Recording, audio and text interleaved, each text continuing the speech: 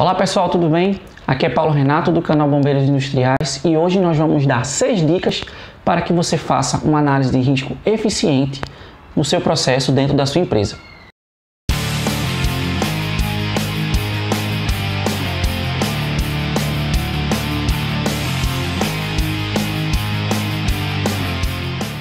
A primeira dica que a gente vai dar é a seguinte: escolha uma técnica de análise de risco que seja apropriada. Então, técnicas você tem diversas. Você tem análise preliminar de risco, análise preliminar de perigos, análise de consequências, árvore de blocos, RASOP, enfim, você tem uma infinidade de técnicas. Cada dia, inclusive, essas técnicas têm sofrido modificações de forma a alcançar determinados objetivos.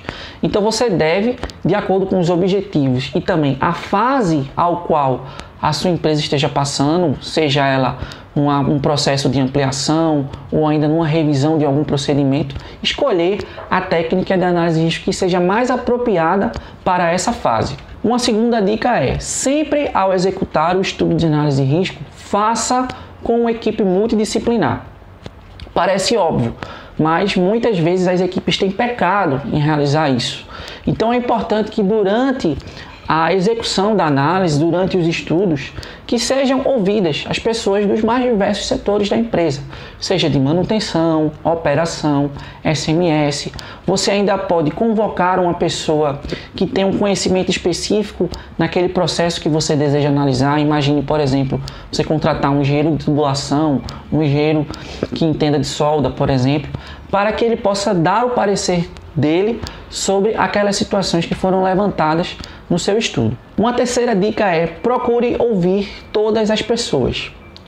Então, grande parte das técnicas de análise, elas são feitas nos chamados brainstorms, onde as pessoas vão dando as suas ideias, vão falando, enfim. Todas as ideias elas devem ser ouvidas, até mesmo aquelas que pareçam mais absurdas. Então, por exemplo, eu participei de uma análise de risco onde uma das pessoas informou lá: e se por acaso cair um cometa aqui na empresa, o que é que a gente vai fazer? Bom, se cair um cometa aqui vai ser bem complicado, mas não é porque essa ideia parece ser absurda que ela não deve ser levantada. Entretanto, você deve utilizar uma matriz de prioridades de forma que você determine se essa ideia de fato ela é importante para ser incluído no estudo de análise. E aí você vai justamente para a quarta dica que a gente vai dar. Então estabeleça um critério de prioridades. Então grande parte das empresas elas fazem as chamadas matrizes de risco. Essas matrizes de risco elas levam em consideração 2 aspectos principais. Primeiro, qual a frequência que aquele evento ocorre. E segundo, se ele ocorrer, qual é a gravidade dele, qual é a severidade. Então, o quanto ele vai atingir a minha empresa. Para a primeira questão, por exemplo, do cometa, que eu falei anteriormente, a frequência é extremamente baixa, apesar de ter uma gravidade alta. Então, como a frequência é extremamente baixa, muito provavelmente o estudo levando em consideração a queda de um cometa dentro da empresa, ele não foi considerado, né? Porque é quase que improvável isso acontecer. Entretanto, você pode ter situações que sejam prováveis. Então, quando a gente fala de frequência, é justamente isso, é você estabelecer aquilo que é provável, muito provável, improvável, enfim. Então, geralmente se estabelecem períodos, então pode acontecer uma vez a cada mês, uma vez a cada ano, uma vez a cada 10 anos, uma vez a cada 100 anos.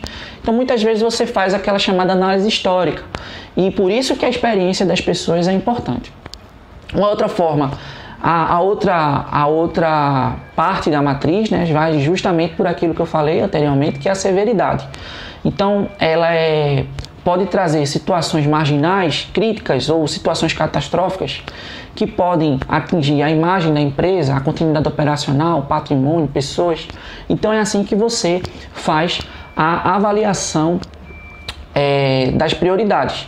E aí, muitas vezes, em algumas análises, inclusive, essas frequências elas possuem valores que você faz uma multiplicação e aquelas que possuem maiores valores são aquelas que podem ser consideradas, por exemplo, como intoleráveis, né? O risco intolerável, aquele que eu vou ter que fazer alguma coisa para que ele não aconteça. A ideia é que ele não se encaixe ali e conforme as medidas preventivas que eu tomar, ele reduza para níveis moderados ou até riscos toleráveis, que são aqueles que Caso aconteçam, né, tem baixas frequências e baixas gravidades. Caso aconteçam, os danos vão ser os menores para a empresa.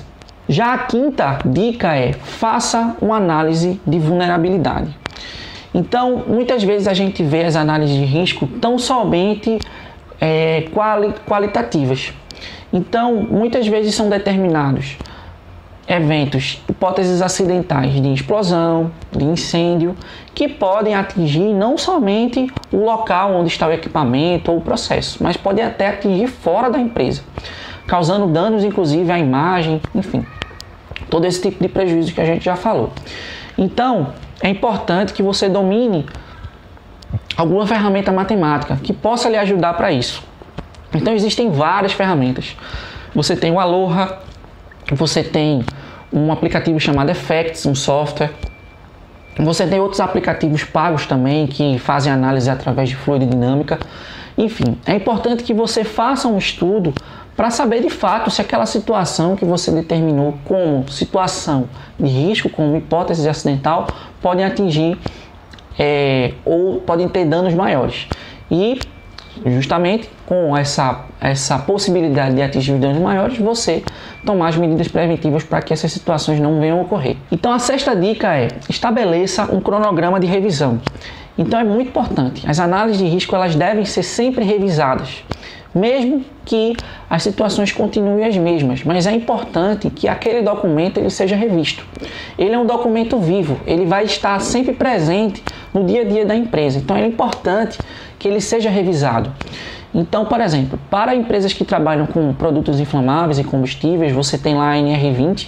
Então lá na NR20 ele fala, né, que você, dependendo da classe ao qual sua empresa se enquadre, que é 1, 2 ou 3, dependendo do tipo de atividade que ela tiver ou a capacidade produtiva de armazenamento que ela tiver, você vai estabelecer de 3 a 5 anos, dependendo da classe, cronogramas de revisão.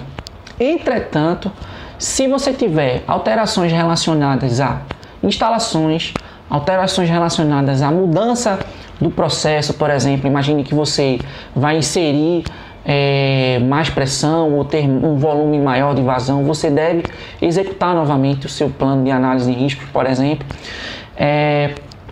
ou ainda situações que estejam ligadas a acidente, por exemplo. Então imagine que ocorreu um acidente e aí é necessário que você refaça esse estudo de análise, né, fazendo sua revisão de forma que ele possa abranger aquela situação que ocorreu e de fato prevenir que o acidente venha ocorrer novamente. Então pessoal, esse foi mais um vídeo do canal.